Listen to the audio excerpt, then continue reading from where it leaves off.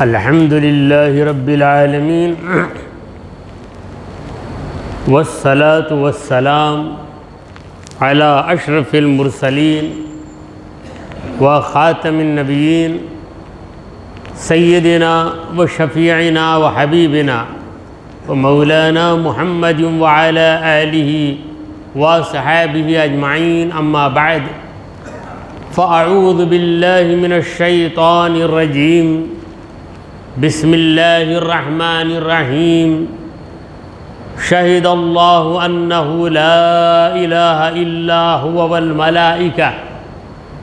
والملائکۃ واولو العلم قائما بالقسط، لا الہ الا هو العزیز الحکیم۔ صدق اللہ مولانا العظیم۔ حاضرین محفل، السلام علیکم ورحمۃ اللہ وبرکاتہ۔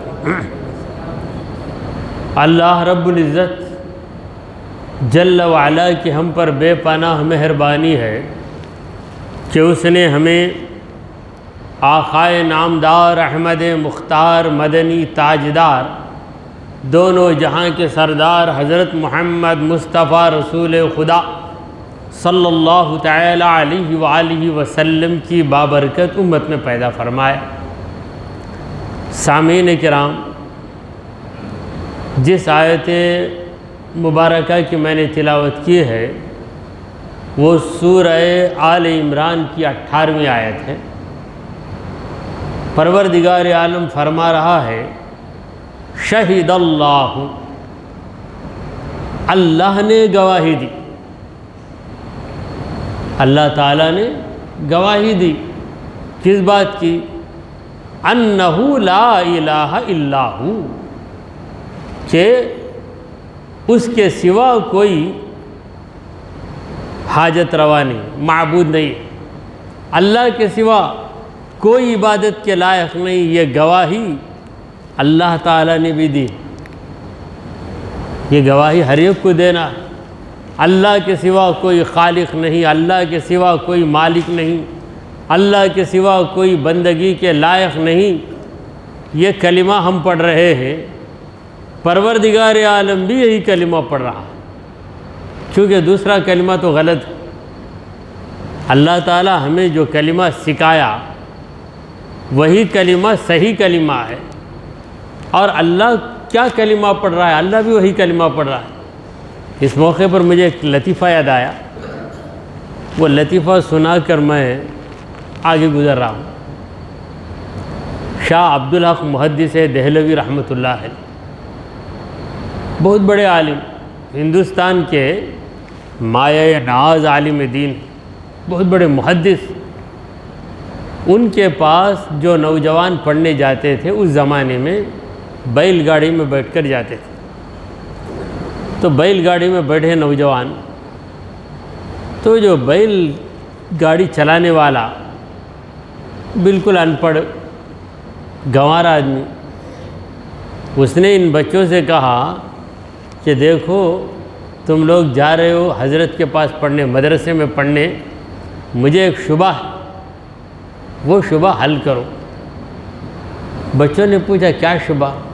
مجھے ایک شبہ ہے کہ اللہ مسلمان ہے یا ہندو۔ یہ شبہ آ گیا، تو دماغ اتنا ہی، اللہ مسلمان یا اللہ ہندو، یہ بتاؤ۔ ابھی بچوں نے سوچا کہ بڑا عجیب سوال ہے، ہمارے حضرت ایسے ہی کہ بڑے بڑے سوالوں کے جوابات دیتے ہیں، یہ سوال میں دیکھیں گے حضرت کیا جواب دیتے ہیں ہمارے۔ بچوں کو تو ہمت نہیں پوچھنے کی، ادب، استاذ کا ادب، لہذا اس گنوار سے کہا کہ دیکھو بھائی، ہم سب بچے ہیں، تمہارے سوال کا جواب نہیں دے سکتے، جا کر حضرت سے تم پوچھنا، مگر یہ نہیں بولنا کہ ہم نے کہا ہے۔ ہم نے پوچھنے کی رائے دی ہے یہ نہیں بتانا، تم خود جا کر پوچھ لو۔ تو سوچا اس کے دماغ میں کیا ہے، کس کا ادب ہے، کیا ہے، سیدھے گیا کون حضرت یہاں پر پوچھا جا کر بولا حضرت مجھے ایک ڈاؤٹ ہے، ایک شبہ ہے۔ کیا ہے؟ اللہ مسلمان ہے یا ہندو ہے؟ اب سارے طلبہ اسٹوڈنٹس یہ تماشا دیکھنے کے لیے بہت بے چین ہے، کیا جواب دیتے؟ حضرت بولے دیکھ بھائی بڑے سنجیدگی سے، کیونکہ ہر ایک سے گفتگو اس کے لیول پہ کرنا ہے۔ ہمارے نبی کریم صلی اللہ علیہ وسلم کا فرمان ہے کلم الناس علی قدر عقولہم، لوگوں سے ان کی عقل کے برابر بات کرو۔ تو آپ نے کہا دیکھو ایک سوال میں تم سے کرتا ہوں، یہ جو قربانی کرتے تم،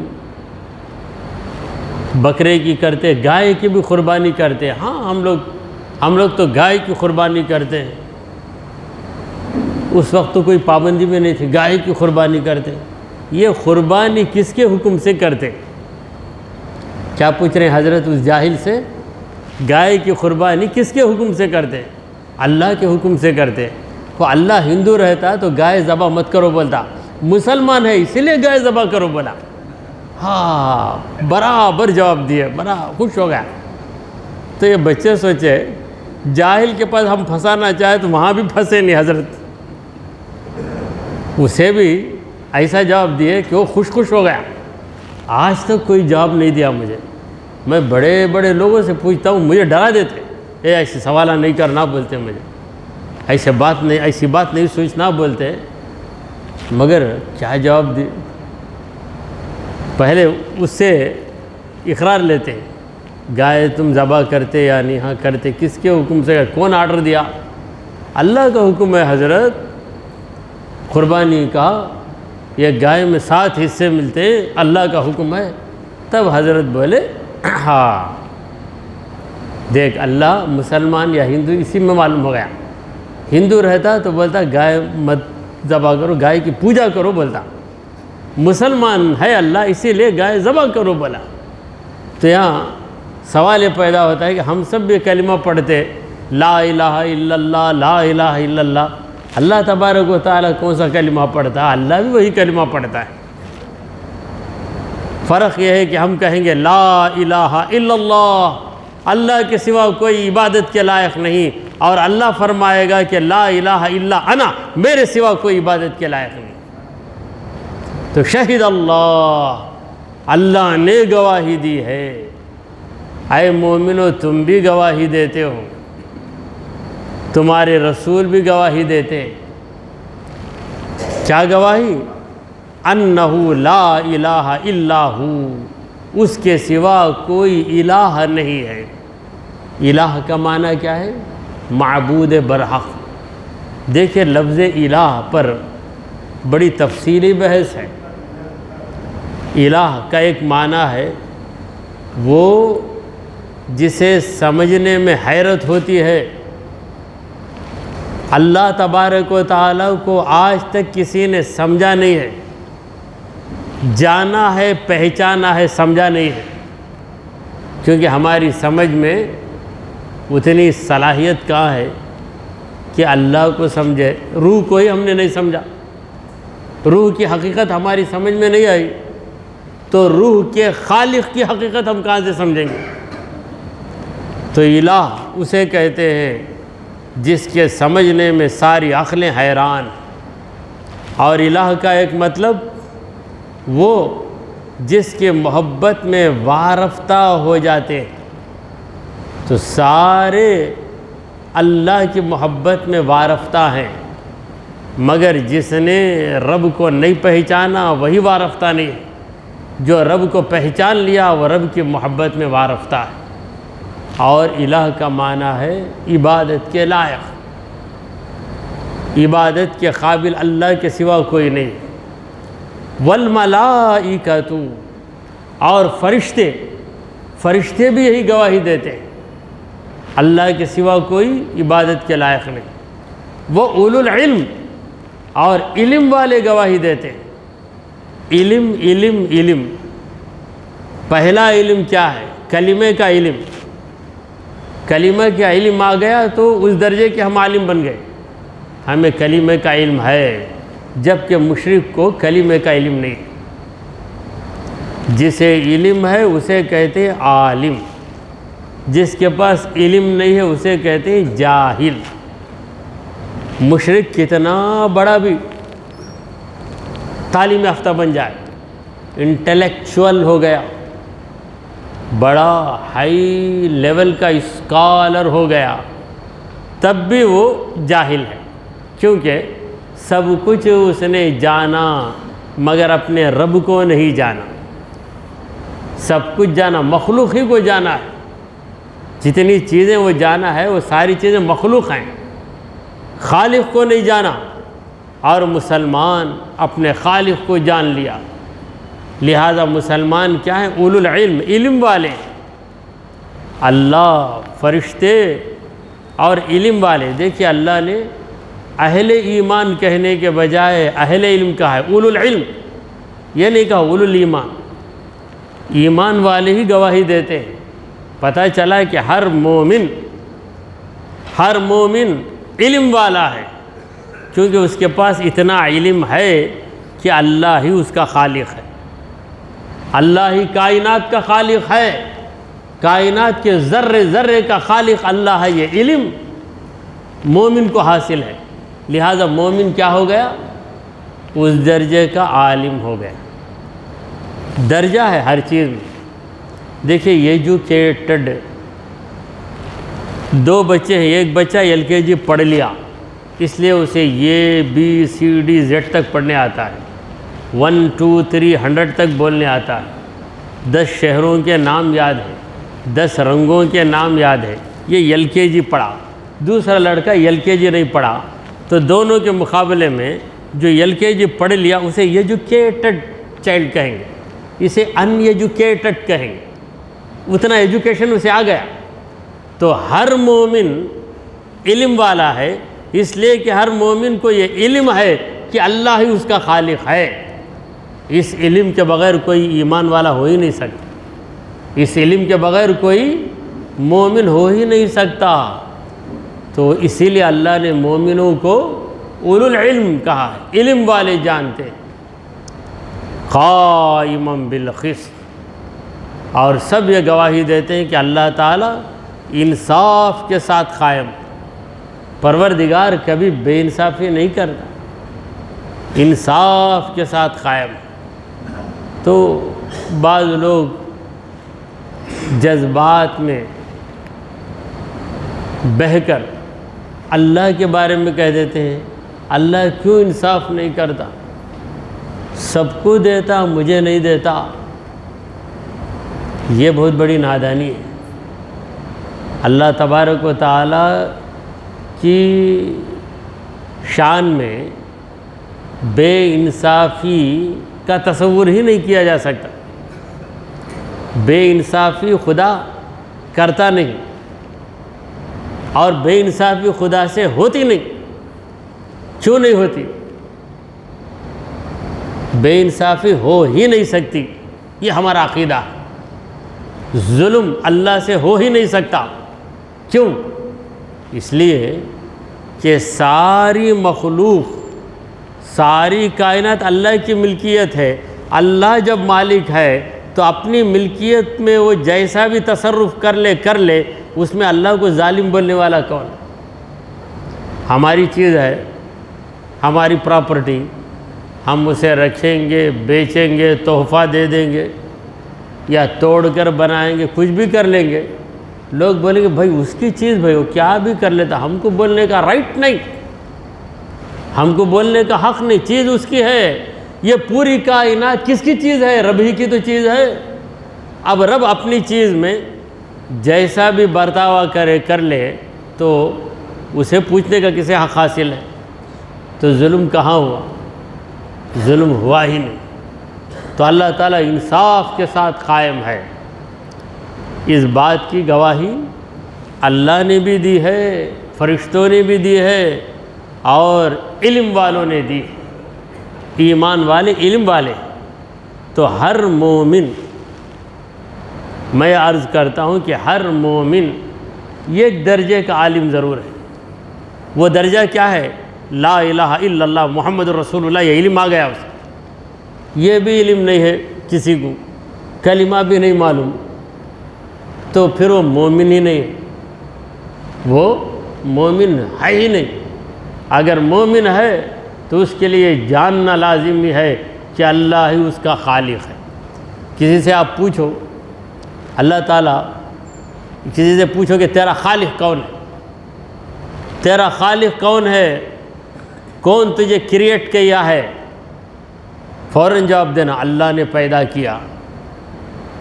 معلوم نہیں، ذرا ابا سے پوچھ کر بولتا ہوں بھلا، یا مجھے 2 دن کا ٹائم جو بولتا ہوں بول رہا ہے، تو اس کا مطلب کیا ہے؟ مومن نہیں.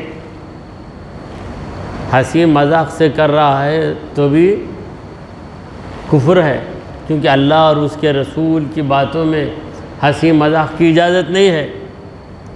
اگر واقعی ایسا بولا، ایک دیہات میں ہم گئے تھے، وہاں اتر کر ایک مسلمان نظر آئے، ان سے پوچھے ظہر کی نماز ظہر ہو گئی کیا؟ بولے ظہر ایسا کون بھی آدمی نہیں ہے نا یہاں پر، کیونکہ انہوں نے ظہر کا نام کبھی سنا ہی نہیں. آپ مسلمان کیا ہو، ظہر ویسا کون بھی نہیں نا ہمارے محلے میں. تو ایسے بھی لوگ ہیں. تو نماز کا علم نہیں ہے، کلمہ کا علم نہیں، تو مسلمان نہیں. لا الہ الا ہو، نہیں ہے کوئی عبادت کے لائق مگر وہی. ہو کہ مانے وہ عبادت کے لائق ہے. العزیز الحکیم، العزیز الحکیم، وہ عزت والا بھی ہے، حکمت والا بھی. دونوں خدا کی شانیں، عزت والا حکمت والا. عزت غلبہ، جو چاہے سو کرے، کوئی خدا کو روک نہیں سکتا. کائنات کے اندر جو بھی چل رہا ہے اس کی مرضی سے چل رہا ہے، ہماری مرضی سے کچھ بھی نہیں چل رہا. الحکیم، حکمت والا ہے وہ، کوئی بھی کام اس کا بے مقصد نہیں ہے، ہر کام کا ایک مقصد ہے، اس کے اندر ایک فائدہ ہے. یہ اللہ کی حکمت ہے. تو یہ بات بتانے کے بعد اللہ نے کہا ان الدین عند اللہ، بے شک دین اللہ کے پاس الاسلام، اسلام ہی ہے. اللہ کے پاس جو دین معتبر ہے وہ اسلام. تو دنیا کے اندر کئی دین ہیں، ادیان باطلہ. دین اس کا پلورل ہے ادیان، ادیان باطلہ کئی ہیں، مگر اللہ کے پاس سے جو دین آیا وہ ہے الاسلام. اس دین کا نام اللہ نے اسلام رکھ دیا ہے.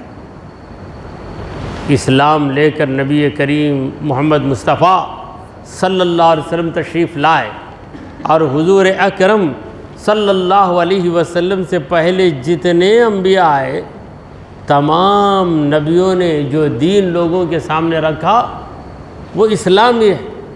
ایسا نہیں کہ حضور تو اسلام لائے، عیسیٰ علیہ السلام دوسرا دین لائے، موسیٰ علیہ السلام کوئی اور دین لائے، ابراہیم علیہ السلام کوئی اور دین لائے. ایسا نہیں. اللہ کے پاس جو دین پہلے سے ہے وہ اسلام ہے، اب بھی اسلام ہے. آدم علیہ السلام جس دین پر قائم تھے وہ بھی اسلام.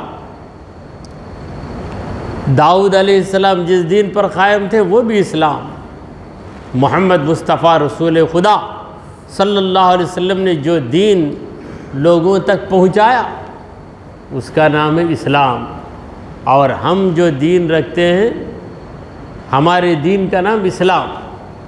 اللہ تعالیٰ ابراہیم علیہ السلام کے بارے میں فرماتا ہے هو سماکم مسلمین، ابراہیم نے تمہیں مسلم کا نام دیا ہے. مسلم کا نام دیا ہے. کیا ابراہیم علیہ السلام سے پہلے مسلم کوئی نہیں تھا؟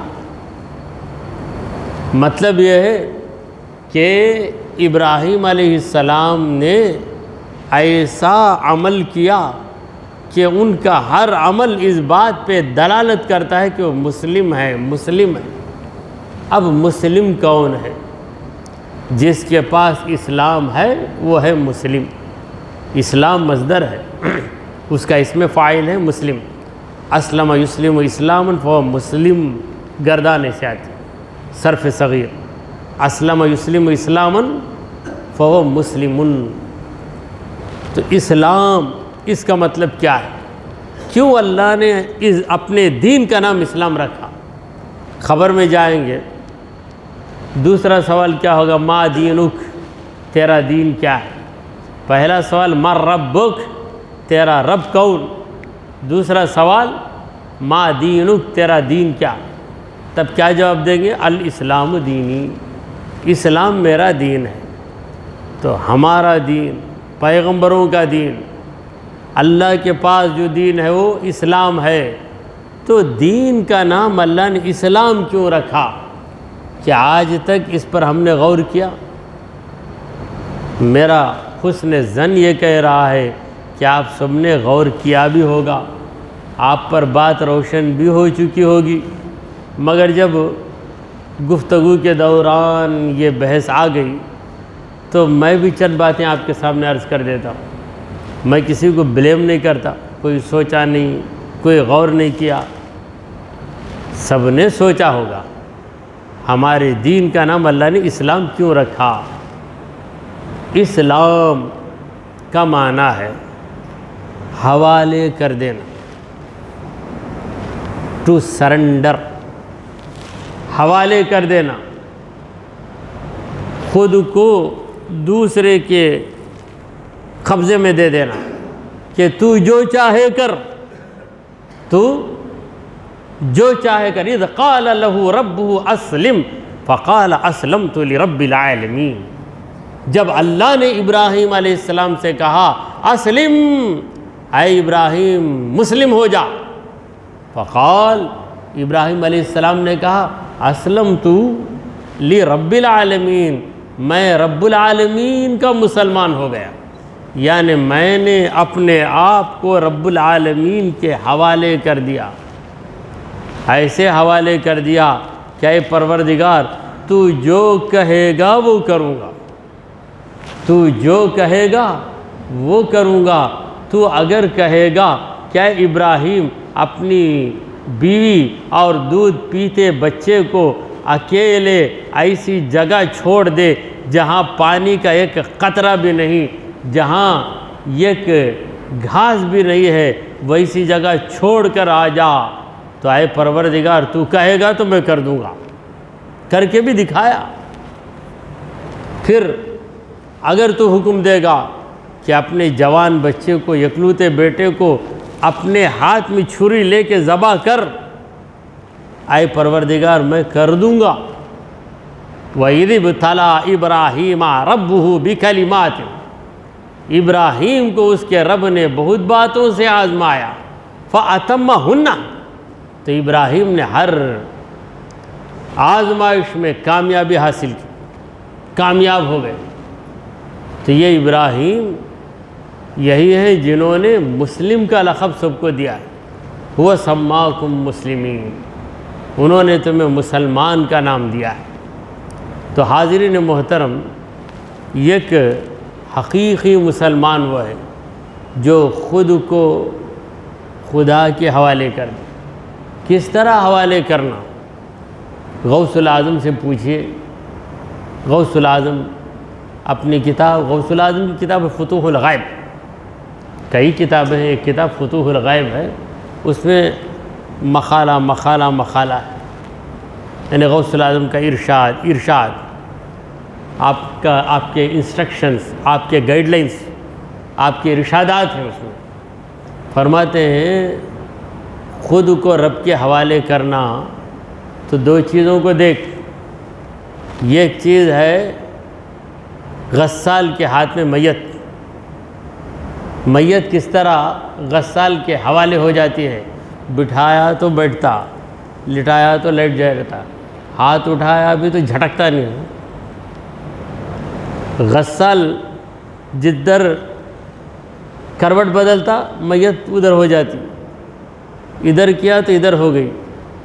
تو میت بدست غسال، غسال کے ہاتھ میں جس طرح میت اپنے آپ کو تابع کر دیتی ہے تو بھی خود کو مولا کے حوالے کر دے۔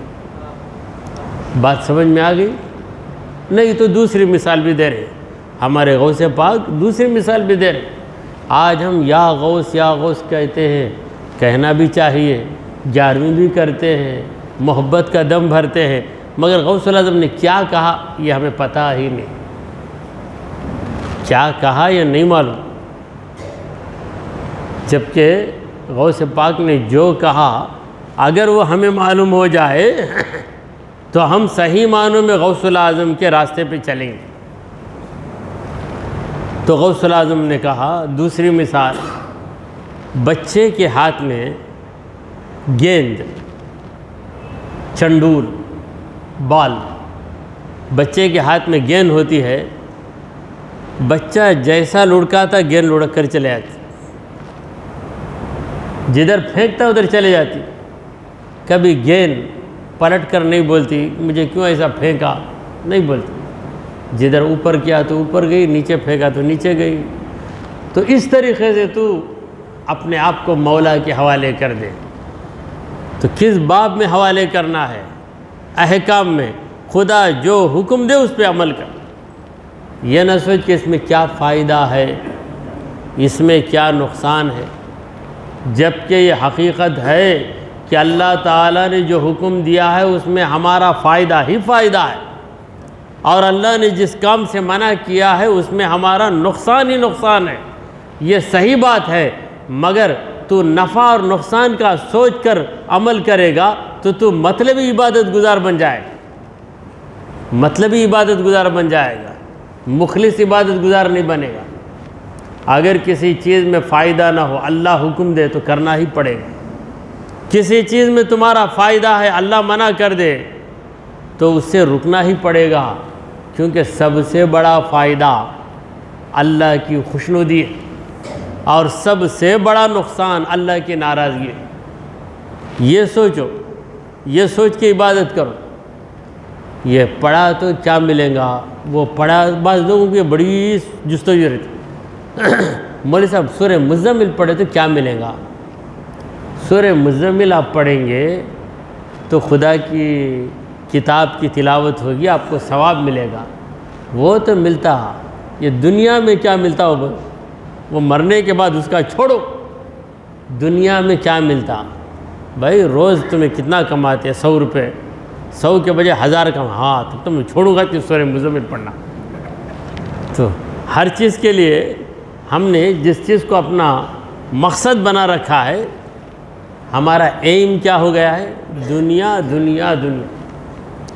فجر کی نماز، کبھی بھی فجر پڑھ لے کوئی جاتا اسے اچھا بزنس ہوتا، میں اٹھنا چاہا تو ہوتا نہیں، نہ اٹھنے مجھے، یعنی کیوں اٹھنا چاہتا ہے؟ رب کو راضی کرنے کے لیے نہیں، فجر کو اٹھ جائے گا تو بزنس میں امپرومنٹ ہوگا، یہ خیال۔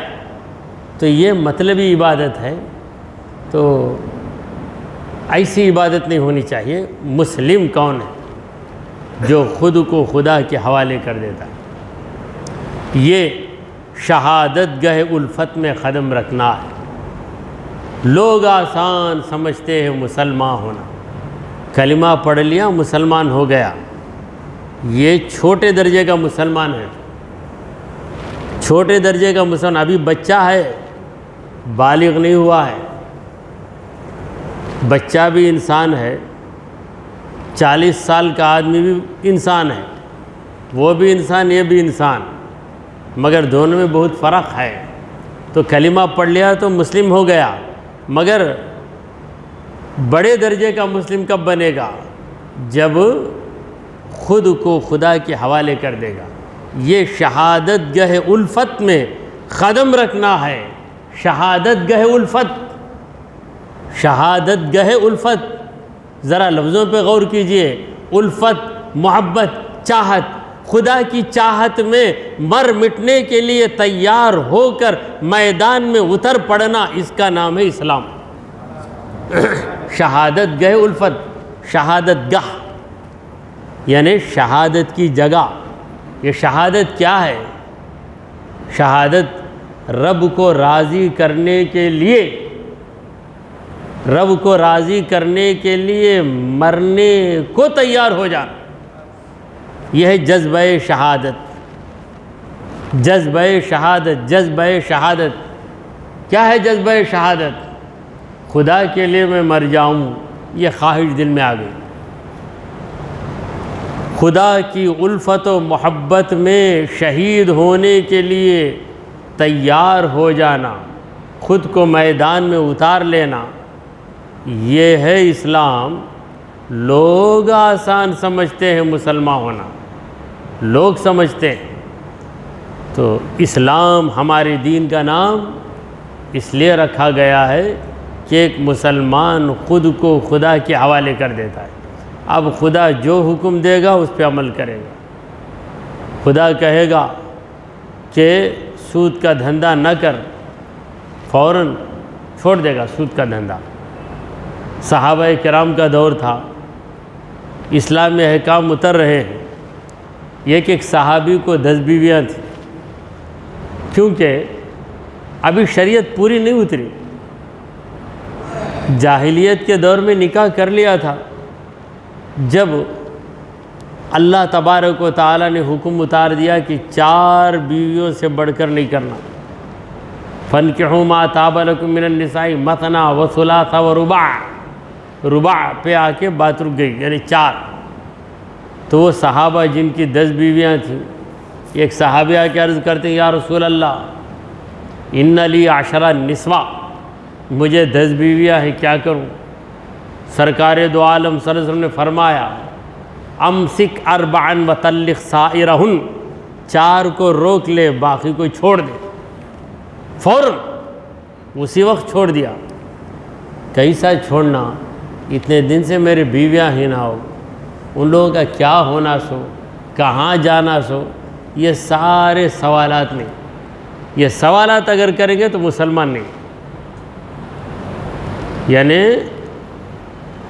اوبیڈینس وداؤٹ اینی آرگومنٹ، کسی بحث، کسی گفتگو، تکرار کے بغیر اللہ کے حکم کے آگے اپنی گردن جھکا دینا، اسی کا نام ہے اسلام۔ ان الدین عند اللہ الاسلام، بے شک دین جو اللہ کے پاس ہے وہ اسلام ہے۔ تو آیت کا اور بھی حصہ باقی ہے، مگر وقت ہمیں اشارہ دے رہا ہے کہ میں رخصت ہو گیا ہوں، میں رخصت ہو گیا ہوں۔ محفل میں جو آئے ہیں ان کی بھی ضرورت ہے، کیونکہ ٹائم کو کیپ اپ کرنا یہ بہت ضروری چیز ہے۔ وقت بڑی اہم چیز ہے۔ اگر وقت کی پابندی نہ کی جائے تو لوگ بیٹھنے کی پابندی نہیں کرتے،